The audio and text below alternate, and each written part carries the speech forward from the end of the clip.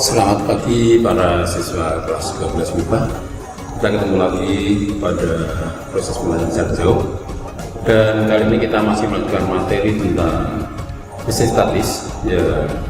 Kemarin sudah kita ungkap, dan kemarin kita bicara tentang hukum kolom.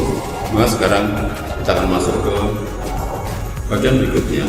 Kalau kemarin kita bicara tentang gaya kolom, sekarang kita akan bicara tentang kuat medan listrik. Tentang kuat medan listrik.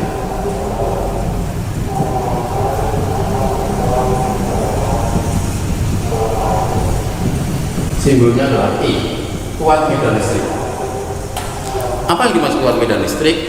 Kan bisa menggunakan pendekatan bahasa karena medan. Medan adalah suatu wilayah, dimana kalau ada sesuatu yang masuk ke medan tersebut, ke wilayah tersebut, artinya gaya yang ada di situ. Ya, kalian masuk ke medan perang, mari risiko kalian juga kan kalian terkena tembakan. Demikian juga untuk kuat medan listrik, itu adalah bahwa suatu wilayah atau suatu daerah di mana bila ada suatu muatan listrik yang ada di dalamnya akan mendapat gaya kolom. Maka besar kuat medan listrik pada suatu titik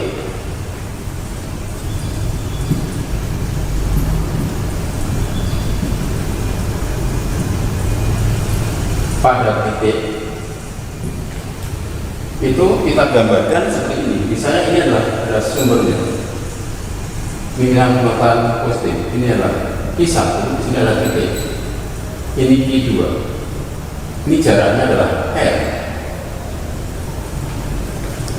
Maka kalau ini sebagai sumber timbulnya medan listrik, maka muatan di sini Q2 ini akan mendapat gaya listrik. Maka di tempat titik Q2 itu ada kuat medan listrik. Ingat dari definisinya bahwa kuat medan listrik adalah gaya kolom persatuan muatan positif di titik tersebut. Sekali lagi, kuat medan listrik adalah gaya kolom persatuan muatan positif di titik tersebut. Maka bisa kita artikan di titik ini itu selalu positif. Kalau positif, kemudian sumbernya dan positif, maka kuat medan sini arahnya kemana? Maka arahnya akan sini, akan menjauhi sumber dan menjauhi muatan, karena dia adalah gaya kolom dari muatan positif. Nah, besar I itu adalah apa? I sama dengan F per Q2. Berarti bisa kita ambil I sama dengan apa? Karena adalah K Q1 Q2 per R kuadrat kan? Maka ini menjadi K kali Q1 per R kuadrat. Jadi bisa ini, bisa di sini.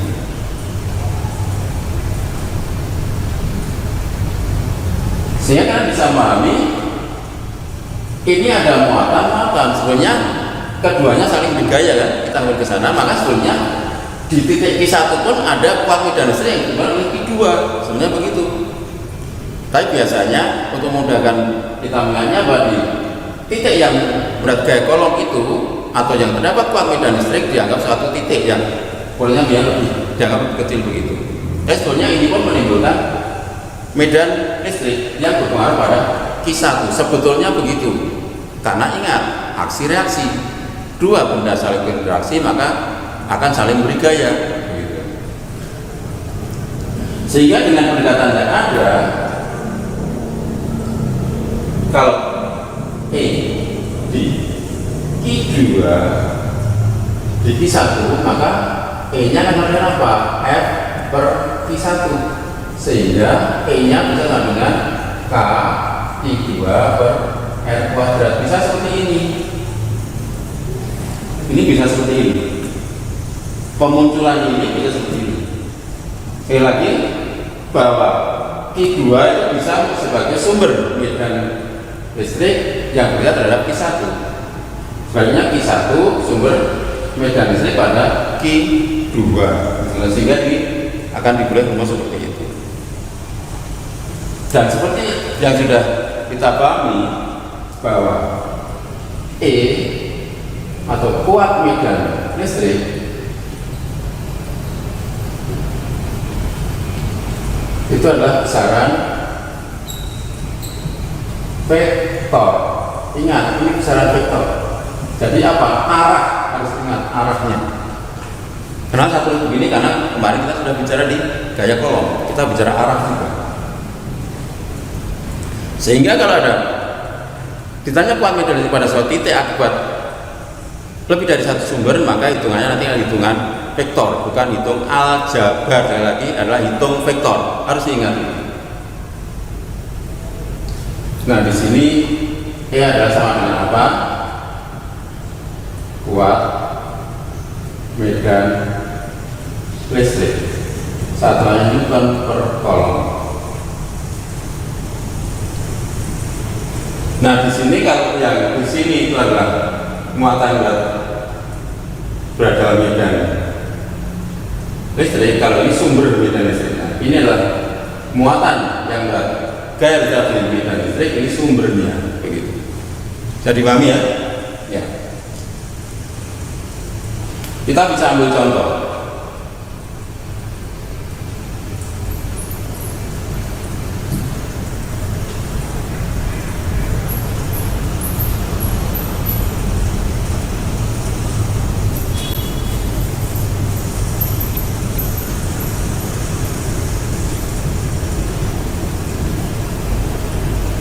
Kuat medan listrik, ini kita diminta menentukan besar dan arah kuat medan listrik di titik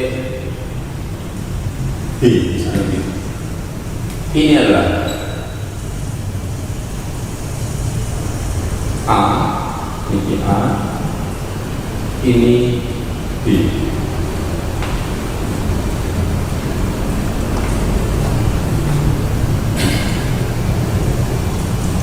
Ini jaraknya adalah N. Ini lebih tepatnya di titik muatan B. Tentukan besar dan arah kuat medan listrik di titik muatan B. Maka untuk penyelesaiannya, pemahamannya begini. Kita ambil gambarnya, ini adalah di A, ini di B, ini min ya. Ingat, di B apa? Di B ini tadi harus ingat selalu positif. Ini negatif, positif dengan negatif berarti akan ditarik, maka arah E-nya ke sini. B-nya begitu. Ini juga bisa ini E2 bisa begitu. Maaf. Ini E2, ini E1, ini E1, ini EB-nya seperti itu. Boleh kalau mau dilengkapi biar memudahkan. Dan contoh yang lain seperti yang kemarin pada kumpul juga ada.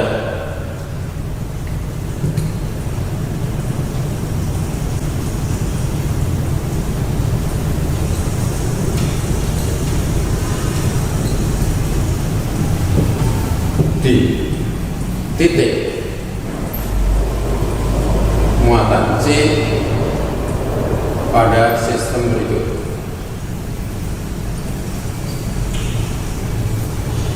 Ada segitiga sama sisi. Ini R, ini R, ini R. Ini C, ini C, ini A, ini ada I-A. Ini B, ini I-B. Ini misalnya ini plus, ini adalah plus, di sini min. Kita diminta menentukan kuat medan listrik di titik muatan C di sana. Dengan pilih seperti ini, pada segitiga sama sisi. Baik, itu bisa diselesaikan seperti ini. Sekarang kita bisa untuk berhematkan kertas dan tinta, kan gambar lagi kan? Ini C itu adalah muatan plus, B adalah muatan min, A adalah muatan plus.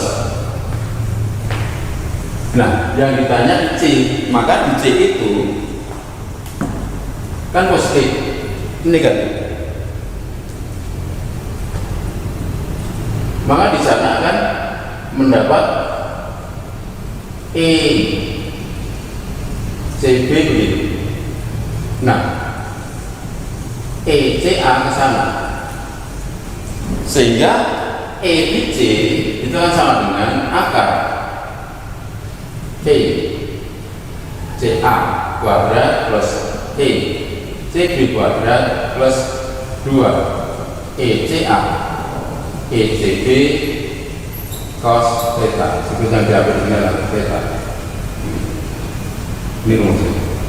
Kita kembali seperti yang kemarin. Sehingga kalau ada yang segaris ya kita cari selisihnya dan sebagainya seperti itu. Bisa dipahami? Ada pertanyaan? Baik. Kalau tidak kita lanjutkan pada bagian berikutnya,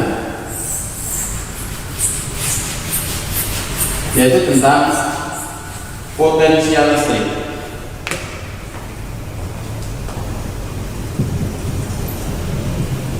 Potensial listrik, simbolnya V.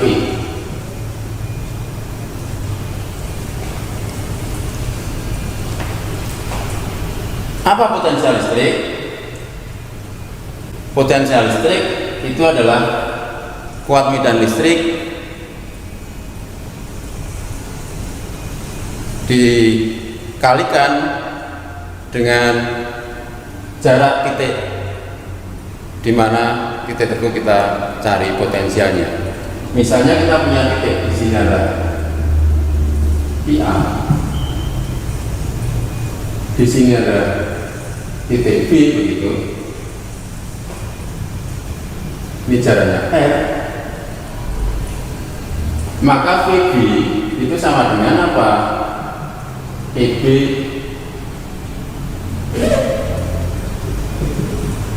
kali R, sehingga bisa diperoleh PB nya sama dengan K IA per R. Begitu. Perlu dipahami V atau potensial listrik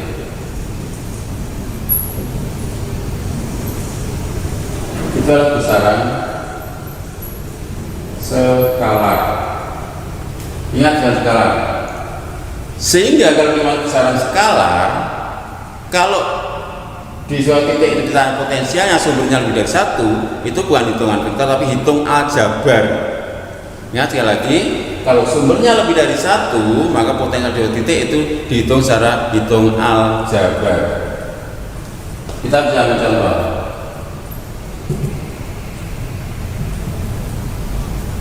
Tentukan potensial listrik di titik C pada sistem berikut.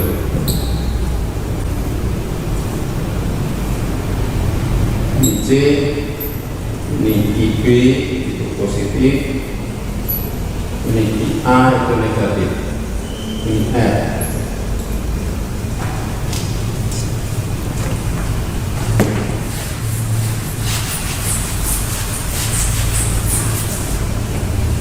Maka diperoleh penyelesaiannya adalah seperti ini.